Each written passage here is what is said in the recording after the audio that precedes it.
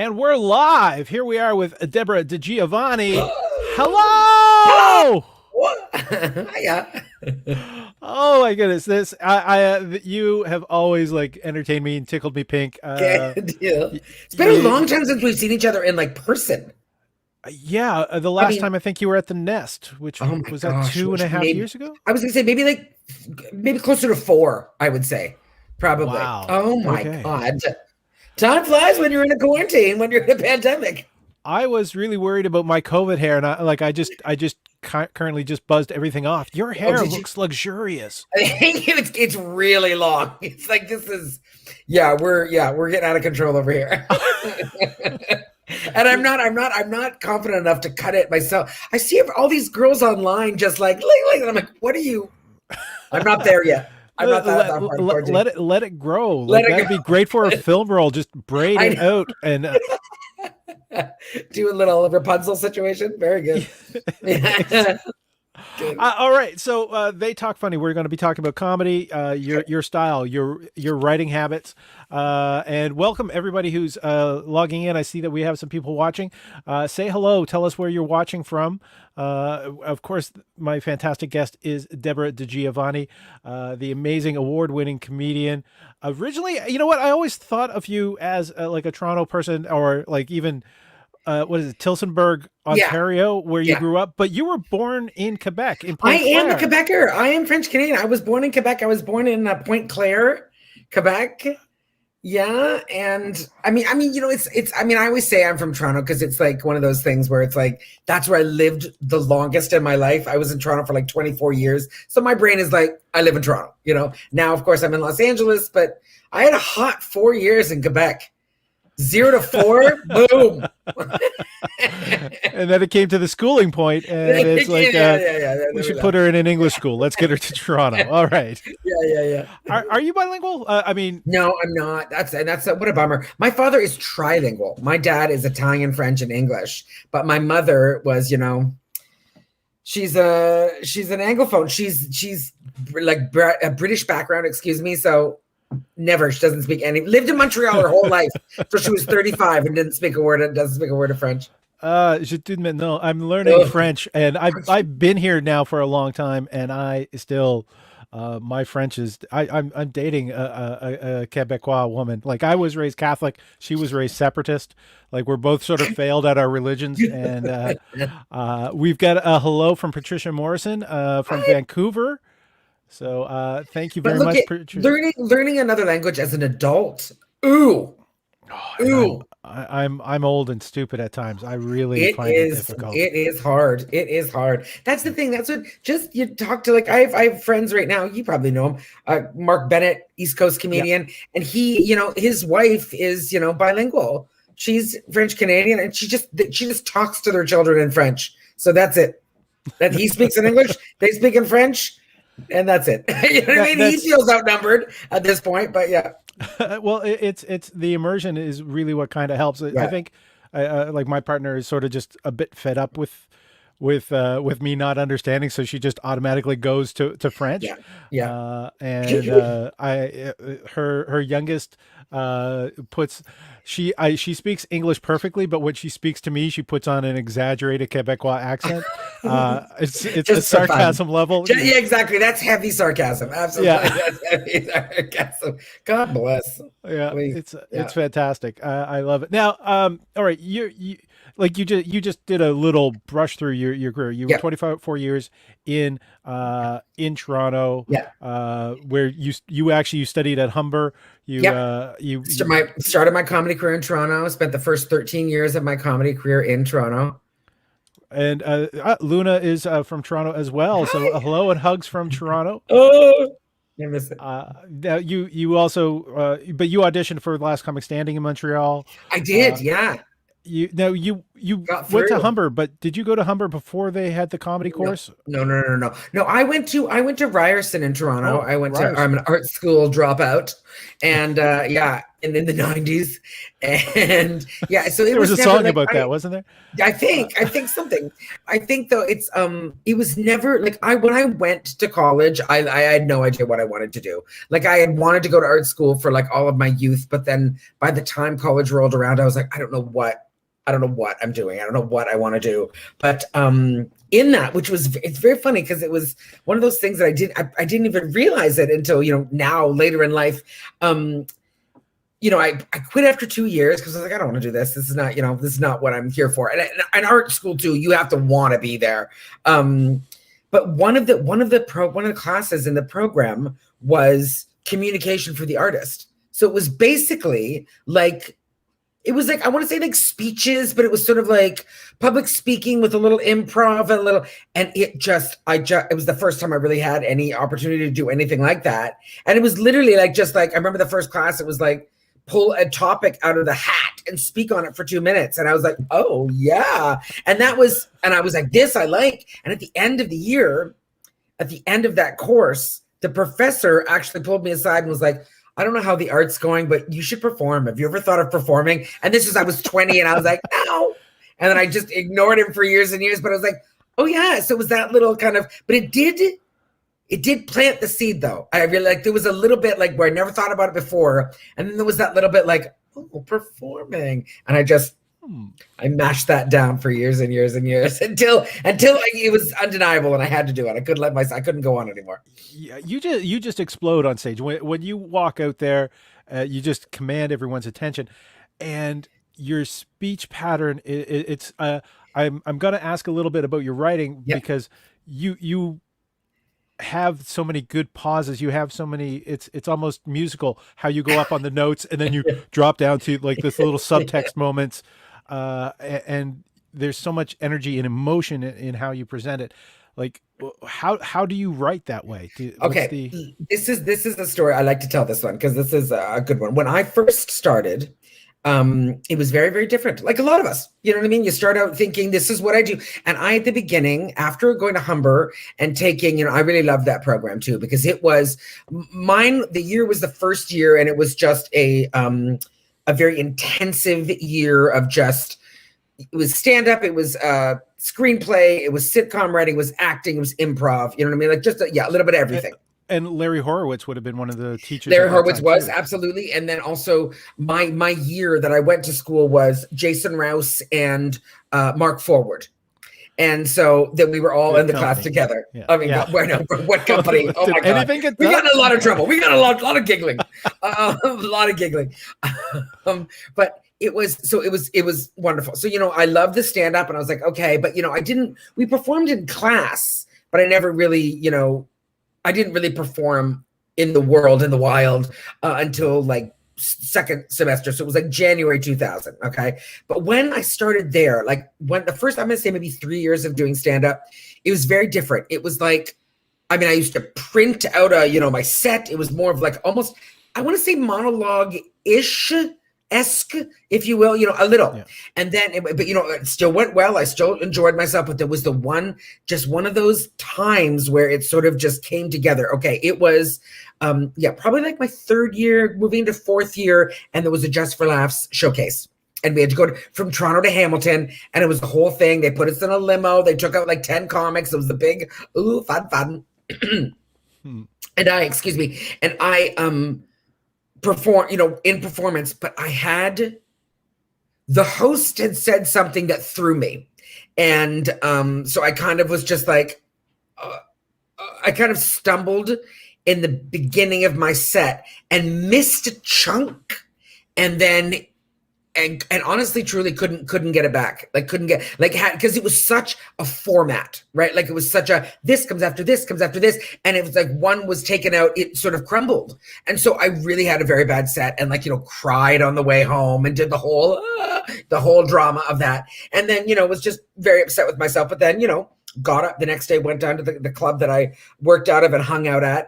And a comic there, he's actually no longer with us, may he rest. He said to me, first of all, good for you for coming back. You know what I mean? Because he had been on the show with me the night before, and he was like, you just get back on stage and you do this again. But then he said, I had my little thing, and he kind of just took my paper and he was just like, just go on stage. May I ask and I was who just it was? like, what? And yeah, it was God, what was it? Oh, please, Deborah, I'm gonna blank out. Oh my gosh. JT? It'll come to me, and I'm sorry. JT Huntley or yes, such a great guy. because my brain was JP. I wanted to say JP, but it was JT Huntley. Yeah. Did you know him? Yeah. I lived in Montreal in the late 90s, and so him and Daryl and I hung out.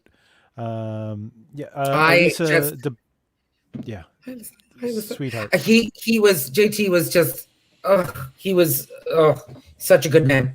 And he'd said, he really truly had one of those moments where he was like, just go on stage and just do it. And it was literally one of those moments where it changed everything. Came on just had fun and kind of was scattered and didn't know where I was going. But then the pacing changed, like just everything changed. And like literally like coming off stage and going, and him just kind of hugging me and being like, see? And I was like, oh. And honestly, it sounds like that's, a sort of a made for TV movie, but it's really not. Like it really happened like that. A very bad bomb, okay, what do I do? And then it just changed from there. And then the pacing just found itself. Like the minute I was sort of, I don't know, like the minute I felt like free of it, it just sort of started happening that way, and I do feel like it's sort of emerged. Yeah. Where it was just like, let's get really let's just be honest and real and see what happens. And, with my little stupid notebook and everything, I'm just there. I'm very in the moment. And if anyone wants to ask any questions of Deborah, you can just put them in the chat. I can bring them on screen. It sounds like before you were very much worried about the word for word and the structure. Yeah. But you weren't feeling the funny as much. Like now, it was a performance. You get to immerse into it. Yeah, it was a performance, and I always knew it went well. Like it was, very much like, oh, that. Yeah. But it wasn't. It wasn't as alive. It wasn't as electric. It wasn't. I mean, this is way more fun. Now, I mean, I still love doing stand up as much now as I did, 15 years ago. I still do. I still love it. I'm still jazzed to get on stage all the time. And so and I think the pattern of speech comes from a big family, talking loud and fast, and I don't know.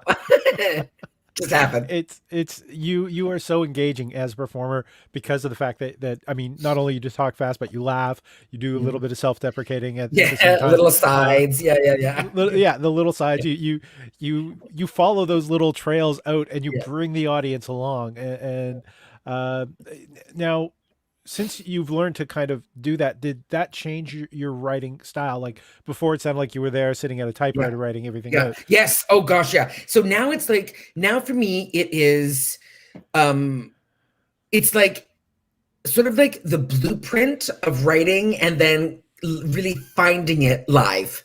Do you know what I mean? So like, I know what I'm going to say. Like, I know what the joke is. And often like I have a proper punchline, but it's sort of like, the way it comes out, sort of the nuance of it will happen on stage. Not necessarily the first time, maybe not even the fifth time, but it'll eventually, land the way I want it. And then there are times where it's just like an idea, and then I talk until it comes. Do you know what I mean? Until it comes out in a way. And it's, there is often like, what did I say? That kind of thing. So like, but friends after, I'm like, what did I like, that was so funny. What did I say? That kind of thing. I used to tape myself. I don't do that anymore. I don't know why I should, because I think I probably miss a lot of things in the delivery of it. But yeah, and then so it's not. I won't pretend that I don't write. It just happens. No. I definitely put down what I'm trying to get out, and then sometimes it comes out completely differently, or sometimes, rarely for me, like it'll just work,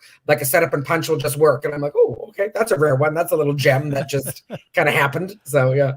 So you kind of review and then revamp what you write. Absolutely. And like in terms of like writing to like, if I'm going to be like, okay, tonight I'm doing new material, for me, it's like I collect sort of the notes that I've written over, let's say, a month. So I've either put them in the notes, in my phone or even in my notebook, where I've just written something or something. I'm sitting at my desk and I write it down because it makes my best friend laugh. And then I collect everything and go, okay, what do I have here? What do I have here? And then just kind of go through. And I do. And it's like, sometimes it's like, oh, I have a new joke that I want to try tonight. But I often kind of let it collect. And then, because I find like if I'm going to do one new one, I want to kind of do a clump of new, you know what I mean? And kind of go with that new energy kind of thing. Or like a show that I'm like, oh, I can just do all new jokes tonight and not worry about it. But yeah, I usually let it collect until I have like, I don't know, maybe like 3 or 4 ideas, 8 ideas, whatever. But I kind of pile them all together. Misery loves company. Yeah, I can't. You are so fun. I can't picture you being miserable. I have fun. There is. So you're right. So you're doing a lot of your writing on stage, but you're now living in LA. Typically, before we had COVID. Like how often were you getting on stage? See, this is again, I'm very fortunate. Before the world ended, I was very fortunate. I get a lot of stage time and I'm so grateful. I could, I don't know, do anywhere from like 7 to 12 sets a week. So that's great. But here's the thing with LA that I wasn't prepared for. And it's like, often they're at like shows and venues where, how can I say this without sounding totally pretentious, where it's there's cool people on the bill. Do you know what I mean? It's like, oh, you'll be like, oh, Sarah Silverman's doing a set. So I feel like since honestly in the last 7 years that I've been in LA compared to like the first 13 in Toronto, I would say I've written half as much as do you know what I mean? It's like, so like maybe in a year I would maybe get like a really solid new 30. Now it's like I get a solid new 15 because I feel like often in LA you go, oh no, do the A stuff because it's like if you're at one of the clubs, you want the club to go, okay, yeah, bring her back, kill it, and then or you're just doing one of the cool shows and it's a sold out crowd. You're like, well, I'm not going to try, all new stuff tonight. So I do, honestly, I feel like I definitely write because I bore very quickly, but I don't think it's as much as I used to, just because I don't think I really have shows here where you can just be like, let's just fuck around and do whatever. There are less of those, unless you're going to open mics and they're miserable. So I don't go to those. Do you know what I mean? So I try not to go to those. But yeah, and sometimes when it's a small crowd, you take advantage. You'd be like, okay, so I'm just going to do all new jokes tonight. But it's harder. It's harder because, you feel compelled to do the A material, Do you now? I know you're based in LA, but do you do much road work? Are you going? I do, but it's like a lot of the road work still is for me is still coming to Canada, thank God. And clubs here it is, but like I still probably like before quarantine. I don't know, like in America, I might do like 7, 8, 10 clubs a year. And then I'll do a tour in Canada or something. And then, other little bits and bobs that kind of come up, but I'm not really like, even now still, it's like even with all of the years experience I have under my belt, it's still very much like, clubs are like, what has she been on? How can she sell tickets? And it's just like, and I can't. I honestly, and that's the thing, I can't, not here, not yet. It's like, oh, sure, people might be a fan, but it's not. It'll take a while. And now this setback of everybody's starting it's just over, like, so yeah, it's hard. Elisa Dubinsky is asking, have you ever crossed the line? Like, has the audience ever reacted? Have you ever kind of pushed it a little too far at times, I guess? That's a good question. To be honest, if I have, someone let me know. I don't think and it's also, it's a funny thing to ask too, because what I think is the line is not someone else's line. Do you know what I mean? My line is really far away. Other people's lines is much closer and quicker and thicker, so I'm sure for some people I've crossed the line, but in my head, I'm just like, what? That was just jokes. So I don't know. I think it's hard to say. I've had only a couple times in my life where someone has said to me, wow, you shouldn't have said that. Yeah, And they Only were only a wrong, couple right? times. That's, Yep. yeah. And you felt they were wrong. So it's, Of you didn't course. And cross I was over. like, whatever, whatever. There is, now, before we get into how the world is now, Mm, you do have self-deprecating humor in yeah. your routine. Yes. This is a while ago, but Hannah Gadsby's Nanette Yeah. had her give the definition of self-deprecating and how she viewed it as a form of self-harm. Hmm. What do you think Oh, I of cried when I that? saw that. Yeah. I cried and cried. I'm not gonna lie to you. When I watched Nana, I cried. There was big sections where it was just because I don't I don't I don't disagree with her. Mm. But then there's also a part, that really is I think it's also I think self-deprecating humor is also a bit of self-protection, to be honest. It really is because, for me there is that sort of there is that kind of Hit myself before they hit me. a little bit. Yeah, that's exactly it. Where it's kind of like, and sometimes, to be honest, sometimes I feel like it puts the crowd at ease. Like, you know what I mean? Like, it's like, have you ever been in a situation, a social situation, and someone's shirt is sticking out of their fly, and you're just looking, going, just, you see, no, we gotta tell him. Someone's gonna tell him, and it's so awkward that you're just like, we need to. So it's like I get on stage and go, my shirt's sticking out of my fly. Do you know what I mean? Like that's it. So it's like it's almost kind of like I know what I look like. I know what I look like, and I'm okay with it. And then I do feel like often it would be kind of like, oh, okay, we're okay. She's okay with it. And then there's relaxing, And honestly, I maintain this, like, especially like at a club or something where, maybe people have come to see, but they don't know who they're seeing. They're just going to the comedy club, So they might be like, oh, they, don't know who I am or don't know who any of the comics would be. They would just show up. So maybe that might take a little bit longer for me to get them. Like maybe the first joke, they might be like, oh, and then there's somewhere that they kind of relax and go, oh, okay, she knows, and these are just jokes. But I do feel like sometimes, or I have felt that I wanted to go and say, I know, okay, and let's ease ourselves into it, I know. That being said, honestly, Paul, like I find I have in the last probably, 5, 6, 7, 8 years, I'm consciously trying to pull away from that. I am more because I don't want to, like, we're as comedians, I think we're always the punchline of our own jokes. That's just what it is. It's just what it is. There's also like that sort of low stance and high stance. Low is easier. It's very hard to make a crowd love you when you're on stage going, I'm better than you. Do you know what I mean? There's something that you're just like, no, I'm just one of you. And maybe I'm even a little worse. Maybe I'm a little crazier. Maybe I'm a little lonelier. Maybe I'm a little more single, like that, where I feel like it crowds kind of respond in a way of like, oh, I feel safe here. High status is really hard to pull off. I think. I mean, people do it. When you do it, they do it well. Jesselnick, like he is, I mean, come on, his high status is great, but I'm a huge fan. I love him, but I bet there's a lot of people that go, listen, it's hard to take sometimes. If you don't get it, Yeah, it can be hard for people to take. More. It's not something that can grab it's not as someone. warm and cozy. It's not as cuddly. High status isn't as cuddly, So, but then at the same time, I never want, like, there's nothing I hate more than hearing a crowd go like this. Oh, that's like a knife in my heart. Like, I hate that so much. I never, ever want to be a place where people feel sorry for me. No. Never, ever want that. Because it's like, I'm on stage. I have a microphone. I'm fine. I'm fine.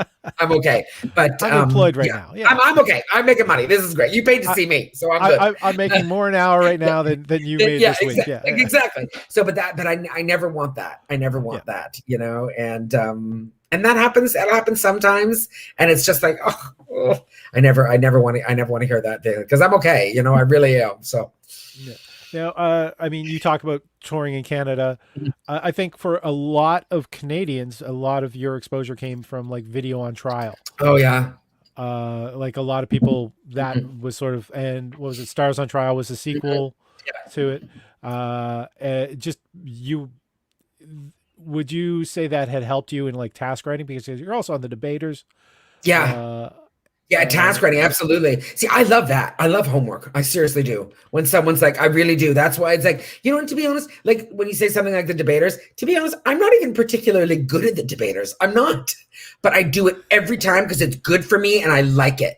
It's like, oh, this is something that doesn't come super easily to me. So I'll say yes every time they ask. And I'm always, you know, thrilled to do it because it's always fun. But like I'm I don't win my debates very often. I don't. My record is not good. It really isn't. It's like 2-20. You know what I mean? I don't like. I don't they're win asking you back though. They're asking you back because the because audience I have wins. So much fun. Because that's the thing. Because I have so much fun, and I'm also too like I am. You know, there's always that sort of that thing where people are like, oh, as a comedian, you don't laugh. And I'm like, wrong. I'm a big laugher. So like when, especially in a debate, when someone is being funny, I'm like on the other side. And it's just like, keep it down. You're supposed to be debating. And I can't help it. Like the last person I debated was Arthur Simeon. Get out of here. Get out of here. There's no way to keep a straight face with that one. So it's just, yeah. So I give it up. I really do. I do. But no, but back to, I just want to, video on trial though.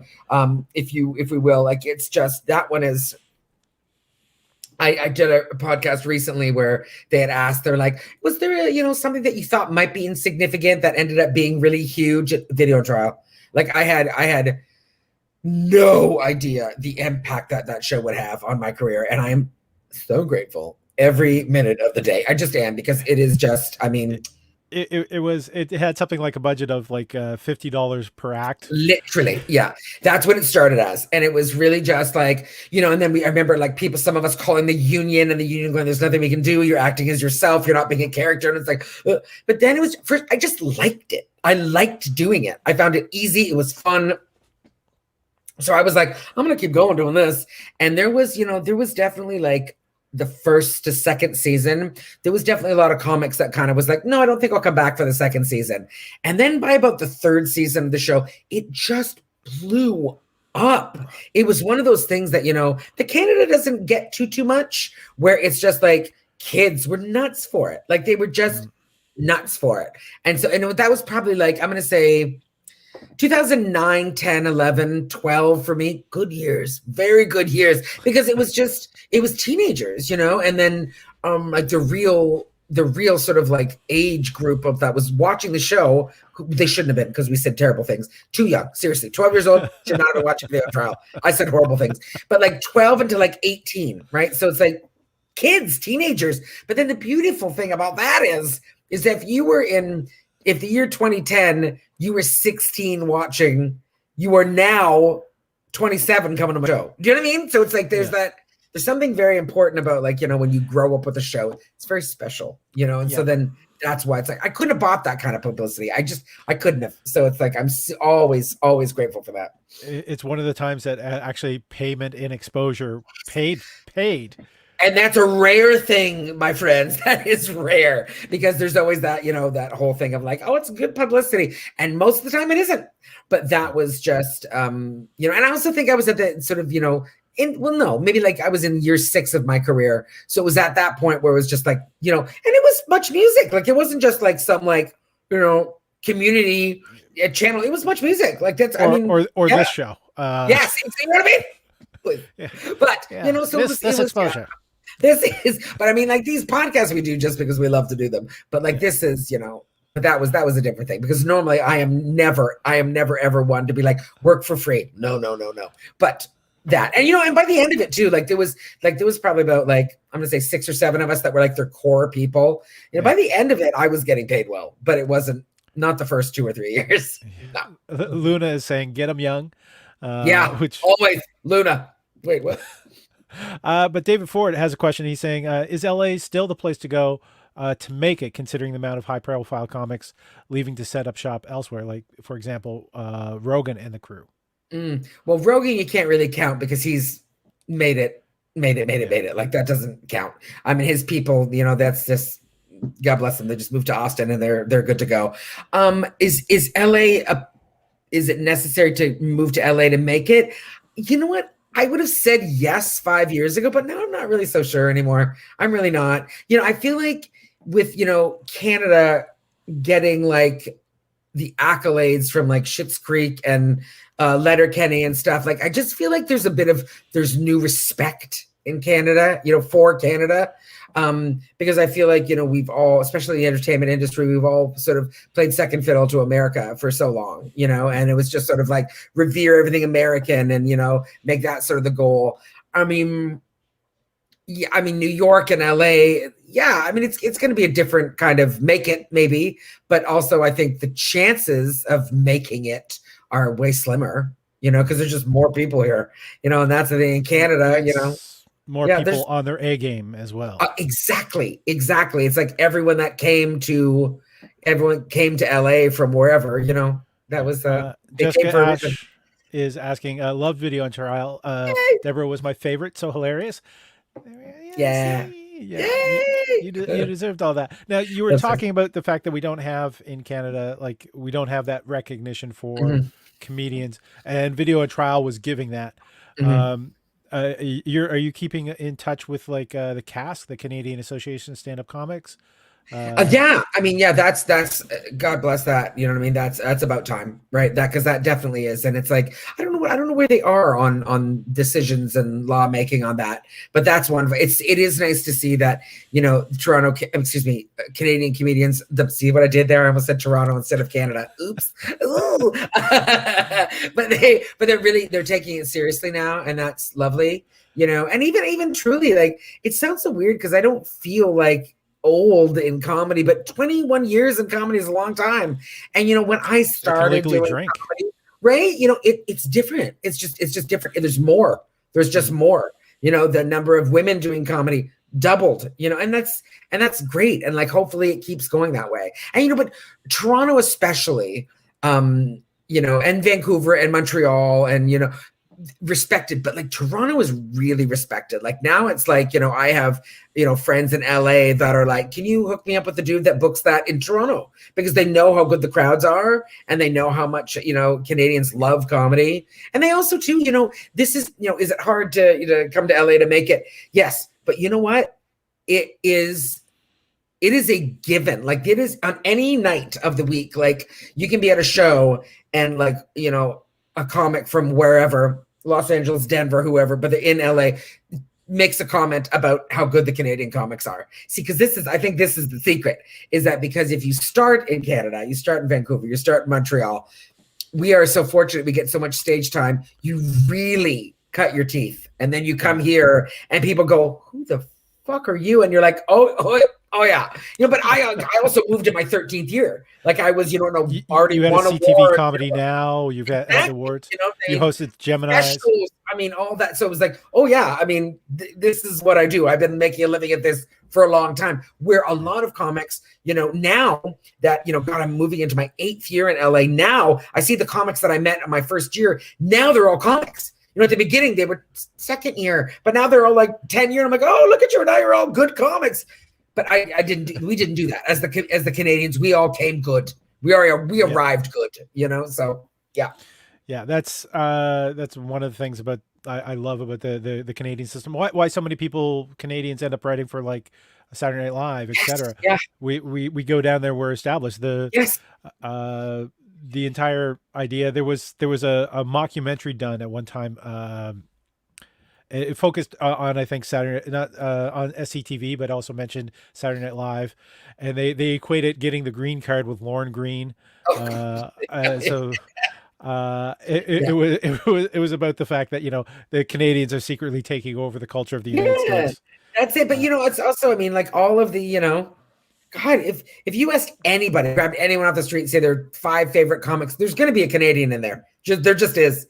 So that's, I think people kind of forget about that. It's like, you're right. We come prepared, but then there's also, there's also the other side of that too, which is, I moved here in just turning into my 14th year. And then I wish I would have gone earlier, because now it's like, there is that thing of like, yeah, it's like the cult of youth. Killer. Well, yeah, it's youth, but it's also kind of just like, I'm getting old and tired, I really am. So there really is that thing of like, oh, if I would have moved in year 10, the hustle would have probably been, a little easier, you know what I mean? And starting over a little easier, than it is on this old woman. But yeah, so but it's a very fine line. Like there's that thing of just like, do you move on your third year? But how do you move on your third year? You can't get a visa. So that's another thing too. That it's like you kind of get trapped in that, like you have to be able to get a visa, you have to be able to get someone to sponsor you for a visa. That's probably not going to happen in your second year of comedy, so you wait till your 8th year, and then it's I don't know what to say about that. It's all whatever. So start when you're 14. Start when you're in utero, and then then you're good. So by the time you got 21 years in, you can legally go to the clubs in the States. You can legally go to the clubs, and you're like an old timer. Now you're a vet. You're a veteran. Yeah. Now, Cask, one of the things that Cask is still trying to do is get stand-up comedy recognized as an art form. So we can be responsible for get or be eligible for grants, etc. In Canada to help develop things. The big production houses. I mean, Letterkenny is a success. Schitt's Creek definitely a success. Levy was just on Saturday Night Live last Saturday and killed it. But we've got the in England they have a lot of panel shows. Now this Debaters is like a panel show, and it makes household names out of comedians, whereas the Canadian comedians, it's a lot of the clubs promote their brand above the artists that they bring in. The Comedy Nest has a thing where the headliners, for the majority of headliners that they have, they bring in, and it's a great thing, is comedians with American TV credits. That's one of the reasons you are so popular there. And I believe that's kind of the same thing with Absolute. And so they're promoting your name because they know this has the name recognition. And it is also ensuring the quality for the audience members who are looking at the marquee, who's coming in.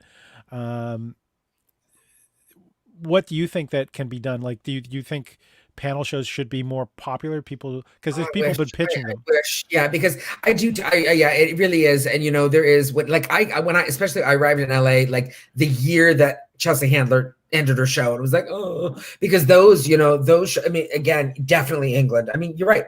There's celebrities for doing the shows that is what I think what most comedians just want to do. We most of us just want to be ourselves, right? Most of us, that's the whole thing. Like we just want to be us, but in the States for a while they had, Girl Code, which spawned Nicole Byer, who is now the star of everything, God bless her. And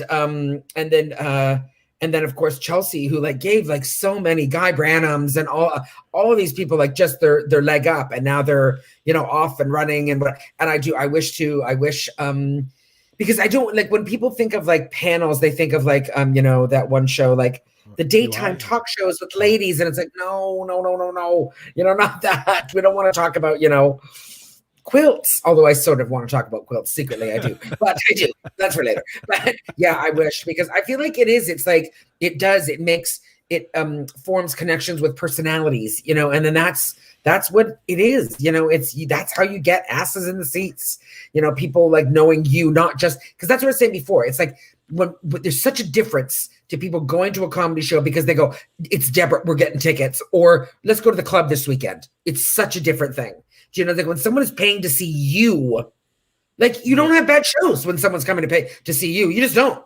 But at the club, when it's who is it? I don't know, some girl. It's a whole different thing, And I wish that we had the opportunity. I wish all comics had that opportunity to have it be oh my God, it's blah, blah. We're going to see them, that kind of thing. Yeah, it comes to self-promotion, et cetera.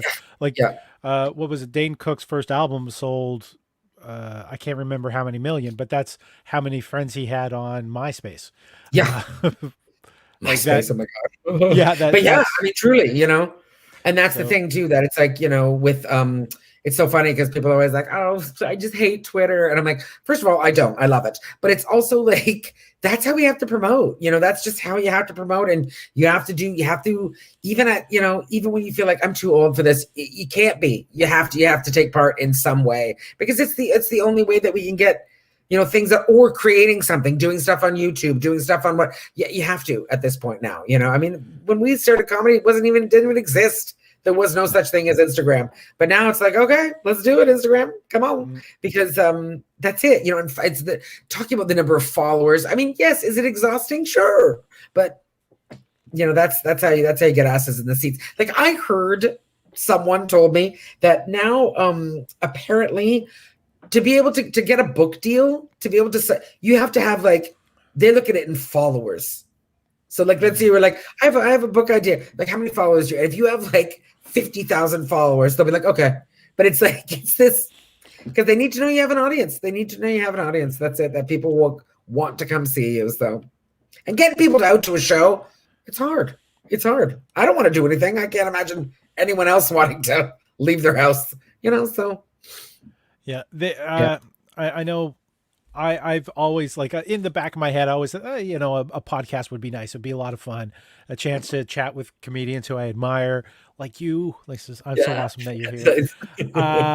And Spence Charles actually has come in with a comment saying he feels like panel shows have kind of been usurped by podcasts, and podcasts are just very oversaturated at this point in time. Thank you for stabbing me in the heart, Spence. I was going to be like, wow, cold-blooded. But anyway, whatever. Yeah. And Luna's mentioning Facebook videos, so many funny snippets to throw at you.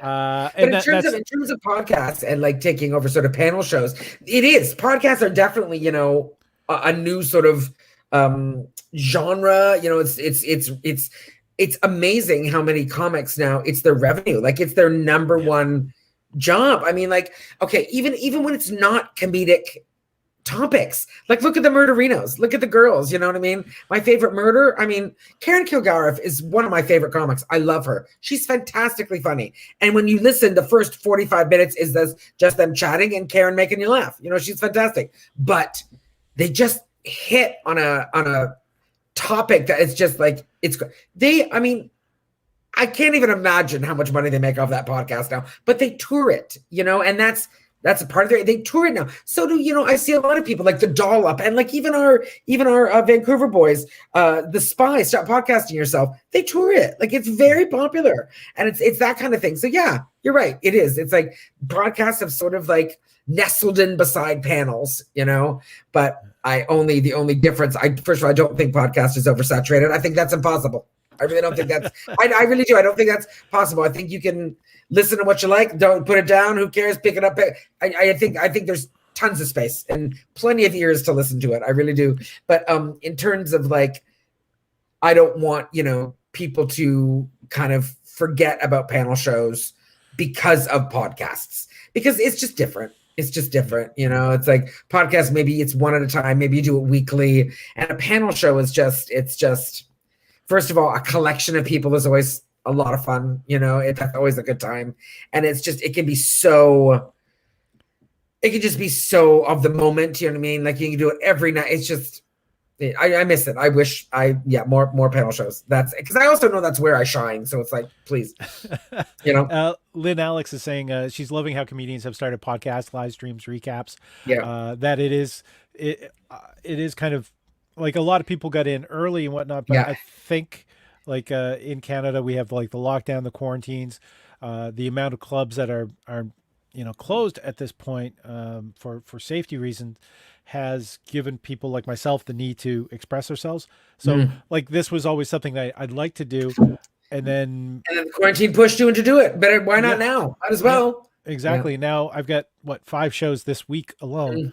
And it's I think so too. I think being quarantined, I think a lot of people are more apt to go live on Instagram, to go live, because it's like, first of all, because we still want to perform. That's the thing. We all still want to perform. So do I do Zoom shows to anyone that'll ask me? You betcha. I mean, I don't get to be on stage as much as I want. And people are like, I don't like Zoom. I'm like, oh, I'm fine with it now. I really am. First couple of months was weird. Now I'm like, I don't care. I really don't. I need to perform, and that's all there is to it. So yeah, so now it's like podcasts and anything you can do, because it's not even just ego of performing. It's also like, it's our job. Our job is gone. Yeah. We're trying to find other ways to still be like, I am still here, you know, and hopefully it leads to revenue. Working. Yeah, exactly. Keep the muscles working. Absolutely. We don't need them to atrophy. No, thank you. Yeah. Man, this has been fantastic. I've been loving chatting with you. There's so many strings to pull. I'm just trying to figure out where to take this a little bit next. What do you think is going to happen with the future? Like, because I mean, eventually we're all going to get the vaccine. Eventually, the clubs are going to be open. People can mingle again. I'm going to be a huge hug slut for anyone that's out there. Just oh my god, right? It's don't do it by surprise. Just ask for consent. But like awkwardly long hugs, like awkwardly long hugs. Awkwardly long hugs with consent, but long. Yeah. Where do I think it's going now? This is just my take on it right now, and it might be unpopular. I feel like our year right now, 2021. I feel like it's better than 2020, but I think I don't think we're going to be back to full speed.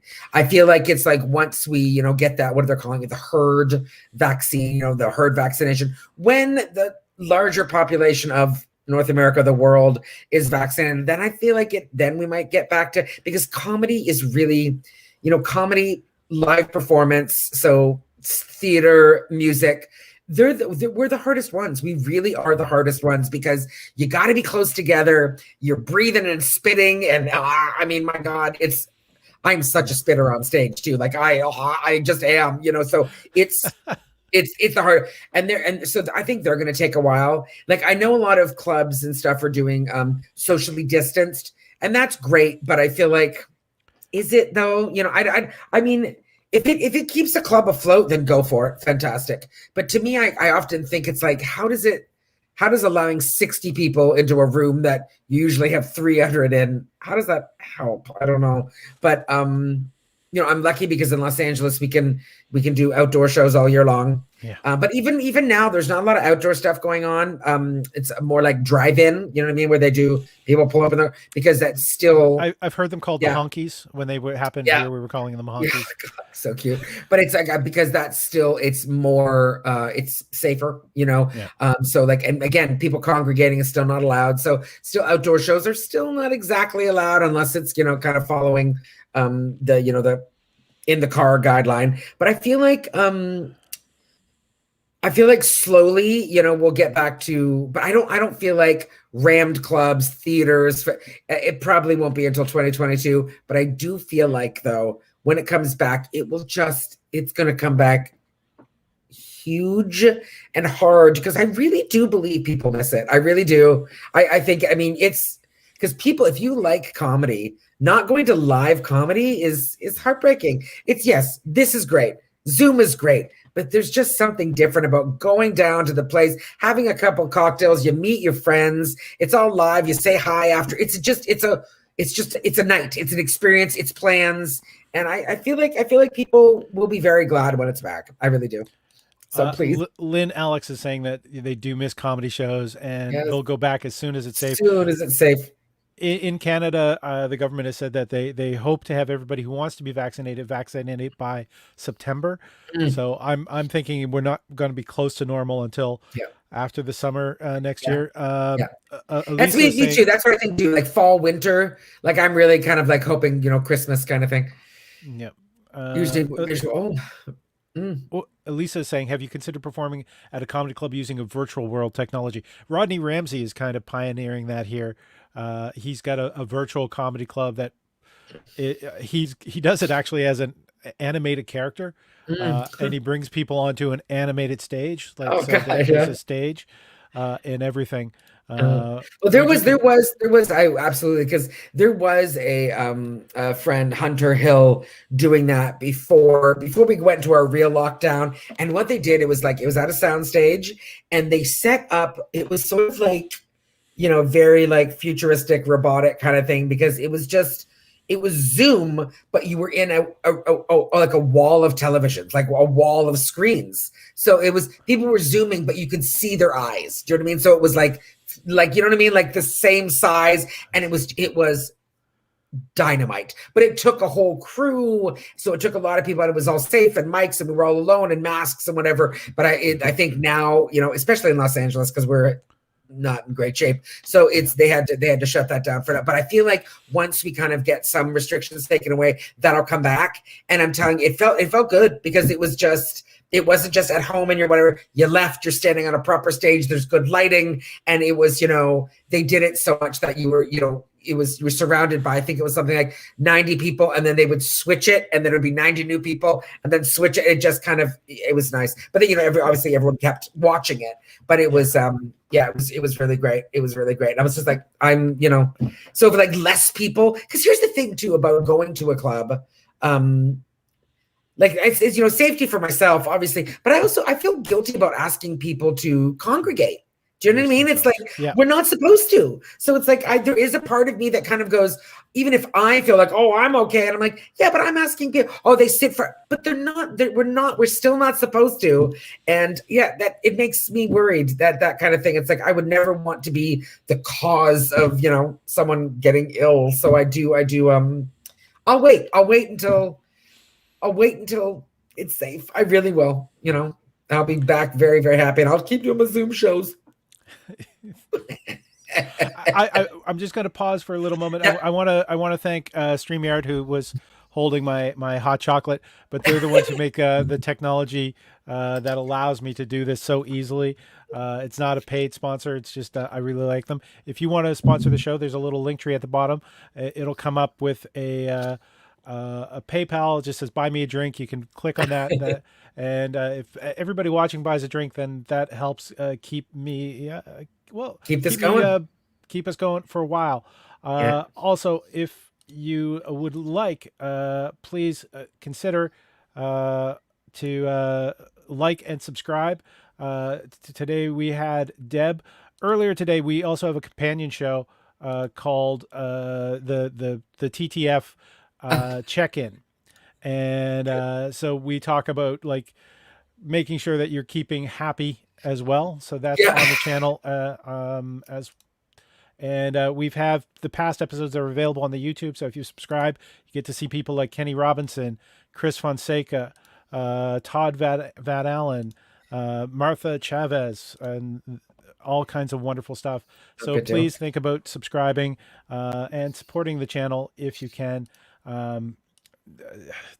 So do you think once we're back doing live shows, that these virtual shows will still exist for some people? Do you think that the fact that you can have an international show where you have an audience that is that's what I'm saying. I know. Yeah. I kind of hope so. I hope that we figure out a way to merge the worlds. I really do. Or even it's just like there's a comedy club, and then because again, it's like the comedy club going out to a comedy show is a different experience. That's a night. That's plans.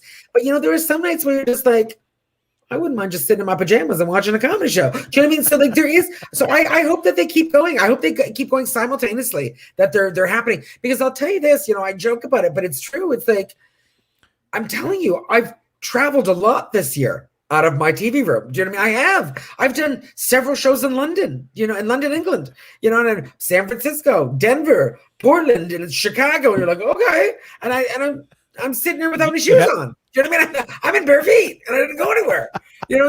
So there's still something lovely about, and also too, like, New York. I mean, my God, it's like there is lovely about that because it's like, first of all, you get to meet new comics, so you're expanding your comedy community as comics, and then it's like other people that like I can't wait to perform in London, but I don't know when I'm going to perform in London. But then being able to do Sarah Millican's show on a Wednesday, it's like, she got like 700 people watching, and you're like, okay. So there's something really lovely about that too. There really is. So I hope that they go, because you know what? I don't even think they'll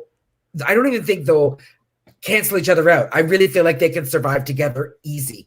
They can survive in a compliment. Yeah, I mean, like one of the things about doing those virtual shows where you travel is that you don't get to taste the food or experience the city as well. Yeah. Which is one of the things which is one of the fun things. Absolutely. Yeah. Don't get me wrong. I'd still rather be in New York than in my TV room. But, but I also think for the crowds too, how nice is it that it's like, I can do, I haven't been able to perform in Canada for a while and then be like, oh, guess what, Canada, you can You know, and now it's funny too, because we have a tendency, you know, in LA, we're doing the shows earlier. We do 6 o'clock shows because we know Toronto, New York, and Montreal, it's 9 o'clock. So it's like, there you go. You know what I mean? Go. So I'm done my show at like 6:15. Hello. It's great. Sharon Beaumont says, hope to see you back in Canada one day, Deb. Absolutely. Always so much to fun. And you too, Paul. So I feel a little bit of love. I can't wait. Luna is saying how I fell in love with comedy. Thank you, Netflix. Hearing you guys talk about it makes me actually want to try going to a comedy club. Absolutely should. Most definitely. It's like, I always try to describe it to people. If you watch a recording of a band on TV, totally, it's not the same thing as that's being exactly in the audience. And it's the same thing. Comedy. Same thing that I say. It's like you listen to a band's album, record, you know, I'm sorry I'm old, but you do, and you're like, oh, that's great. It's supposed to be seen live, and comedy is supposed to be seen live. It just is. You know, it's just one of those things. It's if this is going to embarrass me here. It's all okay. Good. It's the back of it. I love it. But come on, it's retro now. Now it's hip again. Are you kidding? Yeah, but you can see the age and the wear on those albums. I love it. But it is though. There is comedy and music. They're meant to be seen live. They just shared. Are. Yeah, we'll all shared experience. The energy in the room. A big group of people laughing. It just turns into more laughing. I mean, don't get me wrong. We still want you to listen to our comedy albums. We want you to listen in the car and when you're doing work and whatever. But the goal is live. You always want people to come see you live. Always. Exactly. Now, I kind of one of the things I glossed over earlier that I meant to ask. I saw on your resume that you also do voice work. Yeah. And are you doing that in LA or is it something? Well, it's harder to break it.